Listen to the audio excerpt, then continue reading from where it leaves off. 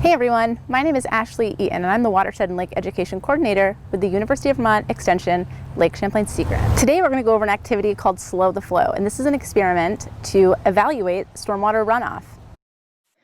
Before we begin our experiment today, Slow the Flow, on stormwater, I want to explore what a watershed is, what non-point source pollution is, and what green stormwater infrastructure is. So as you can see here, a watershed is an area of land that drains to a single body of water, such as a river or a lake. Depending on where you live in the state of Vermont, you either live in the Lake Champlain watershed or you live in the Connecticut River watershed. Stormwater is water that falls to the earth, kind of like we can see over here, and runs over impervious surfaces like roads or driveways or parking lots, rooftops. Stormwater really is mainly associated with urban areas, and that water runs off really quickly. And when it does that, it creates a few problems because the water isn't able to be infiltrated into the ground, so soaked up by the ground and then naturally treated through natural processes. So the real problem with stormwater is that it often transports non-point source pollutants to water bodies. So as I said earlier, stormwater moves really quickly across surfaces that are impervious, meaning you can't, they can't soak up anything. Things run directly off of them. Think if you spilled a cup of water in the driveway or you dropped a water bottle, all of that water would run off, right? It would move off the surface of the pavement onto maybe the grass or somewhere else. And so non-point source pollution, as you can see in this diagram, comes from a variety of places. Point source pollution, which would be like a pipe in the water, but non-point source pollutants are coming from so many places, they're often difficult to pinpoint or manage. And the reason that we're so concerned with non-point source pollution is because it often carries things like nutrients, sediments, oil, grease, bacteria, and salt. And we're going to talk a little bit about nutrients in a minute. So for those of us that live in the Lake Champlain Basin, we really struggle with a specific nutrient called phosphorus. And so we're going to watch a little clip on what phosphorus is. Phosphorus is a nutrient that is natural and vital for life. But our actions can lead to too much phosphorus in our lakes, which can feed cyanobacteria or blue-green algae blooms. These can harm fish, drinking water, recreation, and our economy. Phosphorus comes from all areas of the landscape, and centuries of human activity have contributed tons of phosphorus to our lakes. The more we reduce its use and prevent it from washing off the land, the healthier lakes will be.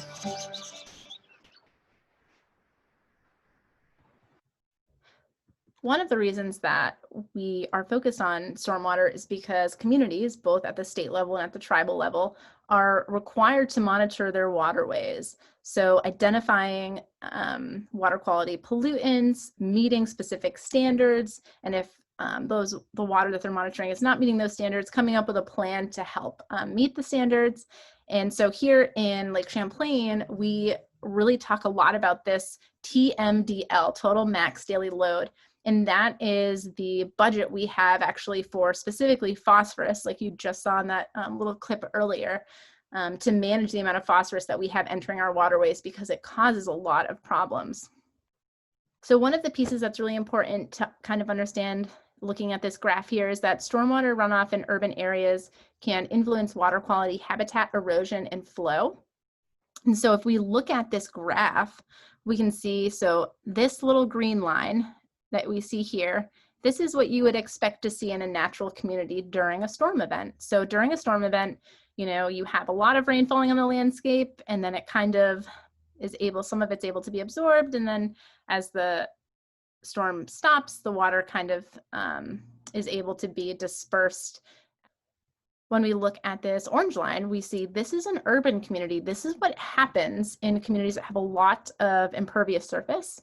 Meaning, you know, surfaces that don't absorb water. And so you see that the amount of water that's running off is so much higher than that of our natural community down here. And so basically we can look at this graph, and this tells us that in urban communities, there is a lot of water moving really fast. And so that can be a problem based on what we've talked about when it comes to understanding how pollutants enter waterways.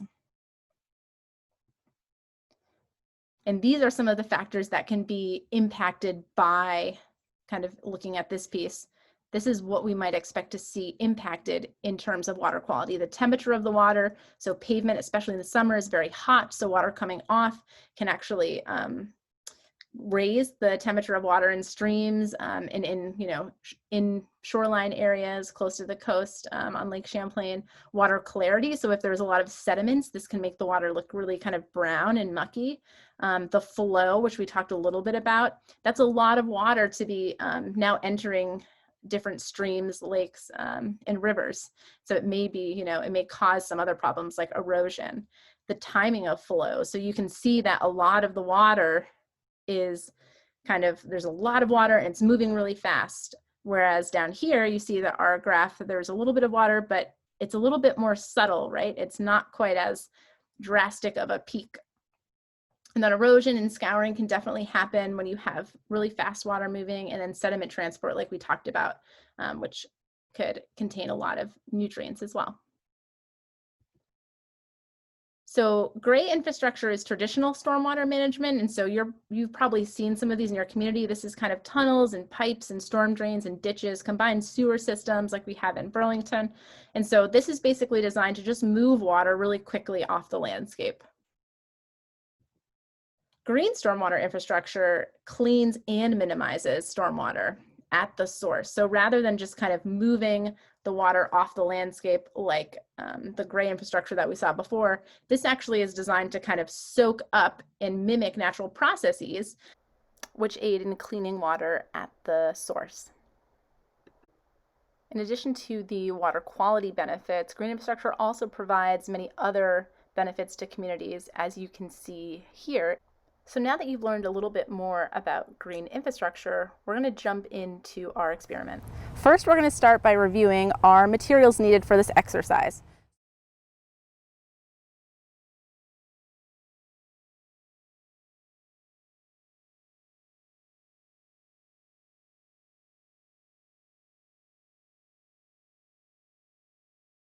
So a lot of these things are pretty basic, and you might have them at home, or they're easy enough to find in a grocery store or a pharmacy like CVS or something.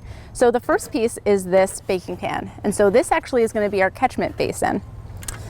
The next piece is going to be this muffin tin. And you can see that we have made some holes in the bottom. These are going to be our drainage holes. And there's one muffin tin that we colored blue. And this is going to be our basin. So we're actually going to change the elevation of this in just a second, and I'll show you how to do that. The next pieces are these plastic cups. And so these cups are actually going to be what we use to catch the water from each of our cup tins. So they are going to sit nicely under the bottom of that. So I'll actually set this up.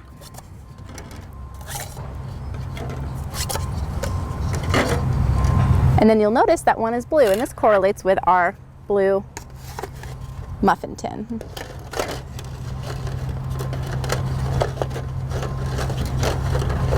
Okay, so once this is balanced, in order to tilt our experiment so that it actually models what it would be like in a watershed where there's varying elevations, we're going to use this tape dispenser. And so what we're going to do is we're going to put this under the muffin tin that's at the other side, from the other side of the blue muffin tin.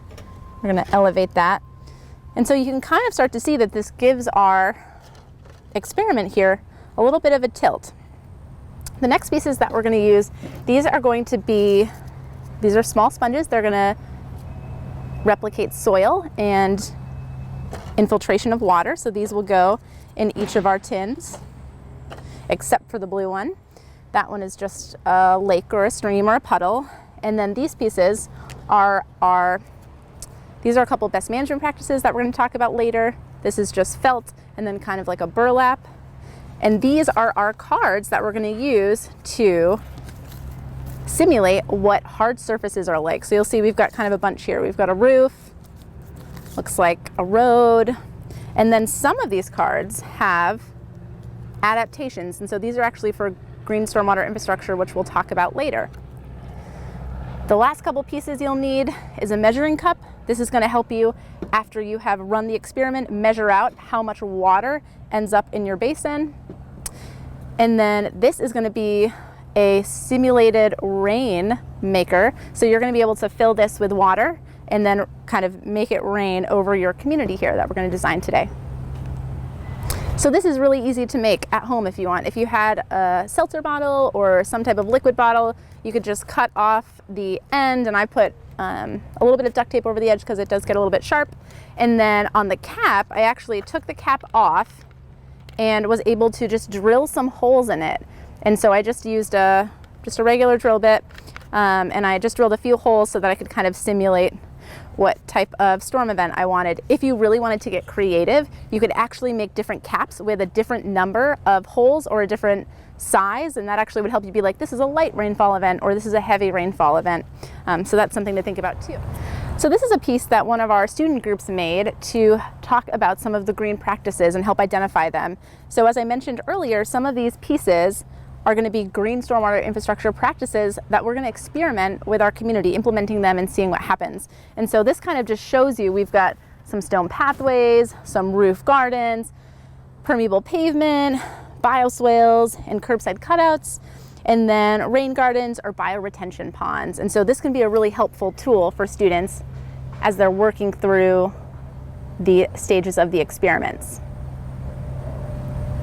So we're going to start our experiment, and the experiments happen in stages. So there are student worksheets that coordinate with each of the designed experiments. One thing that's really important to note is that every time we run an experiment, we're going to use this measuring cup and we're going to measure 8 ounces of water. It's really important that for each experiment we use the same number to start with. I've also taken our sponges, and you can see that they're kind of squishy, they're a little damp, but they're not wet. And I've done that because we want our sponges to be the same throughout all of our experiments. So if we had started with a completely dry sponge, it would have actually had a lot more absorption capacity than a sponge that was already wet. And so I'm trying to simulate kind of what our sponges are going to be like throughout the stages of our experiment. And something that's really important to remember is that we are only measuring the water that lands in the cup. So we want to be really careful when we're making it rain that we stay over the top of our community. This pan on the bottom is really just here as kind of like an extra precaution if we were doing this in a classroom or trying to not get water on a table or something like that. So the first experiment we're going to do is on a natural community. So what I've done is I've set up here in my muffin tins, we have a water basin, a stream, a river, a lake, and then we have these tins filled with sponges. So before we make it rain on our natural community, I want you to think about what's going to happen. How much water do you expect will be absorbed by the sponge? How much water is going to run off and be collected in our cups, our basins?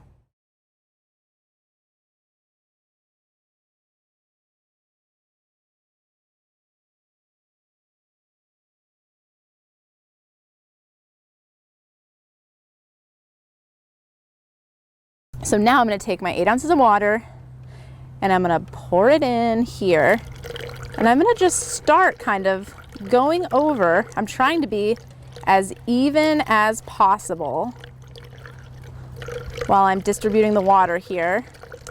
And you can't quite see this, but I'm noticing that in the cupcake tins that have sponges, it looks like some of the water is kind of being absorbed. In the muffin tin that is empty, the water is definitely just going right through.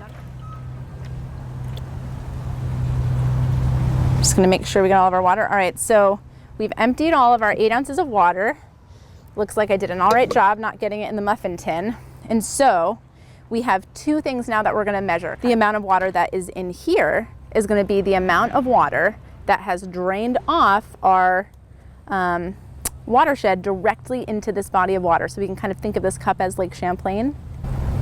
And so now I'm measuring the amount of water that flowed directly into our water body. So this was all of our stormwater runoff, and this was 2 ounces. So as you can see on this data sheet, we've recorded for the amount of runoff in the local water body 2 ounces of water. The total amount of water we've been using for our sample is 8 ounces, so that is the amount that we have been making it rain. And so from here, we'll be able to calculate the percentage of stormwater collected in this last column over here, which would be about 25%. So now I'm going to measure the amount of water that infiltrated the ground to become groundwater. And so this is all of the water from these cups, which I have poured in here. And then I'm actually going to take the sponges and I'm going to squeeze these out too. And I want to try and get as much of the water as I can, thinking about how the sponges started. I kind of want them back in that same state. So really squeezing it out so there's no drips of water still coming out of them. Okay, so for our results, I just finished squeezing the 5 sponges into our measuring cup, and it looks like we have 6 ounces of water. And so this water from our cups as well as from our sponges is going to be our groundwater. So this is the water that infiltrated into the ground. I'm going to write that down on my worksheet so I remember this later. So we're going to record the number of ounces of water that infiltrated into the ground, and then we're also going to calculate the percentage of water that was collected as stormwater, which was 75%. So something that's really important to note is how many ounces we collected for each of those pieces should be the equivalent to the total amount of water that we introduced into our ecosystem. So we got 6 ounces and 2 ounces, which is great because that equals 8. So that means we didn't lose any water during our experiment. If you are tallying your results and you were to get, let's say we got 5 and 1, that means that we lost 2 ounces of water, like on the table or in this. And you really, because we're trying to do an experiment to evaluate results and measure the results and compare them to one another, we want to be really kind of precise, and we don't want to lose a lot of water. So if you're doing this experiment at home and you were to lose, let's say, more than 25% of the water, you'd really want to start all over and try it again and be a little bit more precise when you're making it rain. So stage 2 of our experiment is a developed community. And so we have these development cards. You can see that they represent different types of impervious surface. And so that means that water is not able to infiltrate them. And for our experiment, these cards are laminated. And so this actually is going to simulate that by pushing the water off to the side. So for our development cards, these each represent a different part of an urban community. So this card is representing a sidewalk. This card is representing a parking lot. This card is representing a rooftop. This card is representing a road. And this card is representing kind of a big area of concrete, like a skate park. What observations can you make about how our experiment is set up, and how might that impact how much water is able to be absorbed by the sponges?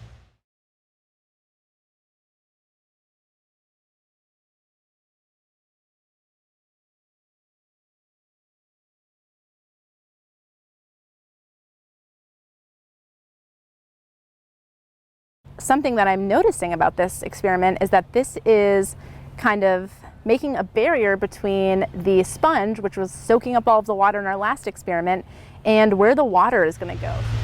Based on our last experiment, do you think this experiment is going to cause more runoff or less runoff? And when I say that, I'm asking about how much water is going to end up in our blue tin and in our blue cup.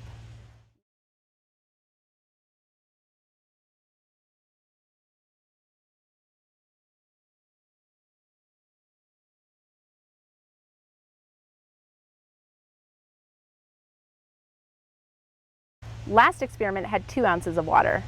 How many ounces do you think will appear during this experiment?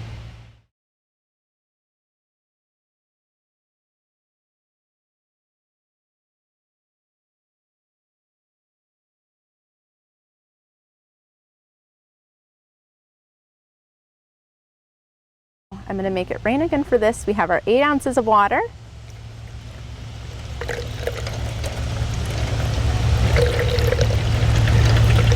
Something that I'm noticing, a lot of the water is being pushed off of the cards and directly into our water body. I wonder how that's going to impact the amount of stormwater runoff. And that's all of our water. So now we're ready to measure. So right now I'm going to take all of our sponges and I'm going to squeeze them out into our measuring cup. And something that I'm noticing is that these sponges this one doesn't seem to have any water in it.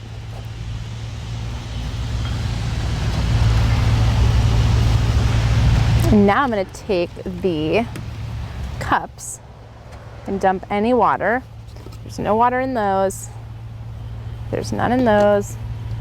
And there's just a drop of water in this. So Our groundwater for this experiment is going to be, looks like half an ounce. So half an ounce of water was able to be absorbed by the sponges and infiltrated into the ground and released as groundwater. Now we're going to measure, and actually just pour this off so this doesn't mess up our next measurement. We're going to measure how much water flowed as stormwater runoff into our basin. And this cup is looking very full.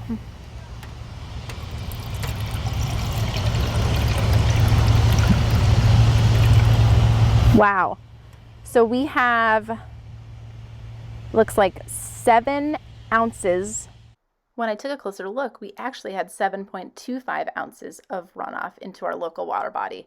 That's 91% of the water from the storm that was running off as stormwater. That's a lot of water. What problems might this cause in a community to have this much stormwater running off the landscape during storm events?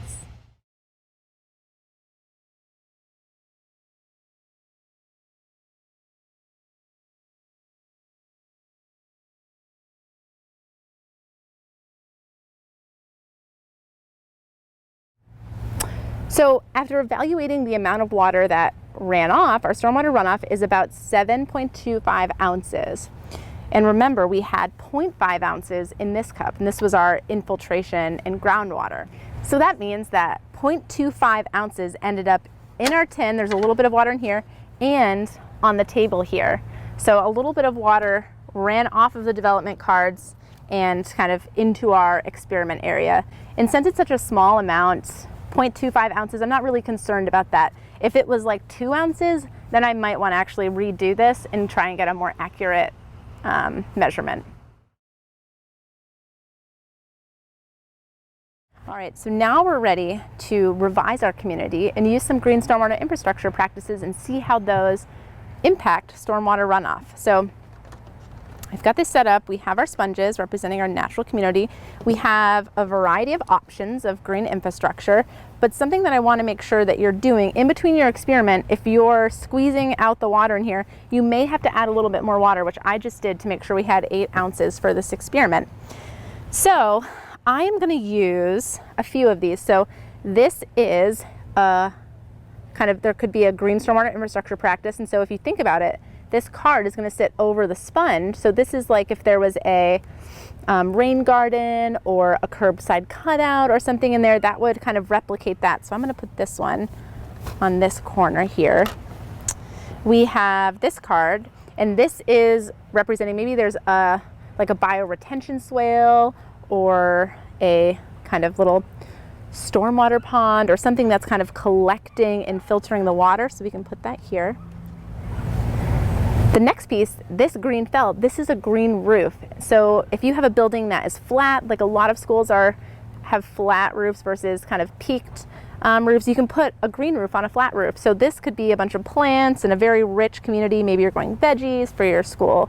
This next one is permeable pavement. And so permeable pavement is very similar to, it looks very similar to what you would see in just a driveway or a parking lot, but what it does is it actually has a porous structure. So that means that there are little spaces where water can actually get through. So it's not a cement or fully kind of concrete structure. It's actually, it still leaves little pathways for water droplets. So I'm going to put that over here. If you're doing this at home, you could really set this community up any way that you wanted. Maybe you only want to have one green infrastructure practice, or maybe you want to have all of them. It's really up to you, or maybe you want to arrange them differently. And I will say, because we have some elevation on our model, putting them in different places would actually make a difference. So that might be something to try on your own. So this will be our third experiment. Think back on the other 2 experiments we did. The first experiment was an entirely natural community. In that experiment, we saw that there was a lot of water that was absorbed and infiltrated through groundwater. In our second experiment, we looked at what happens in extremely urban communities that don't have green infrastructure practices, so a lot of impermeable surfaces. In that experiment, we noticed that a lot of our water actually was just going directly into our basin as stormwater runoff. In this experiment, we are adding some green stormwater infrastructure practices. So what hypothesis or what might you guess is going to happen?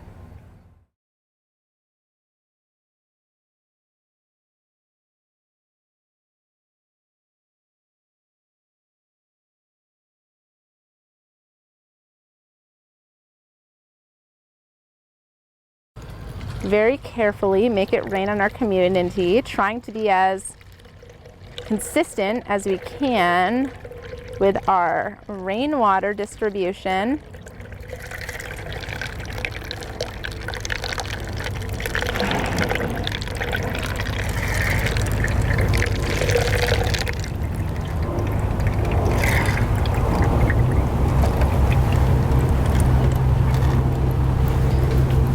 Okay, so now let's measure. So I'm just finishing up squeezing our sponges here. So that was the last one out of the 5. I've emptied them into our measuring cup, which I already noticed has a lot of water in it. So that means that there's a lot of water that was absorbed into groundwater. Now I'm emptying our cups, noticing that there's also a lot of water in these cups, meaning that we have a lot of groundwater. So for our groundwater, we have 5 ounces of water in our cup here. So 5 ounces were able to infiltrate into the ground and be absorbed as groundwater. So that is definitely an improvement from our last experiment. And then I'm going to measure our last amount here. This was our stormwater runoff. And our stormwater runoff was just over, it looks like 2.5 ounces. And so something that I was noticing, I have 5 ounces that was absorbed into groundwater, 2.5 that are here as stormwater. So that brings us to 7.5. So it looks like we lost, and actually we lost about half an ounce of water again with this experiment. But again, that's a pretty small amount, so we're not too concerned about that.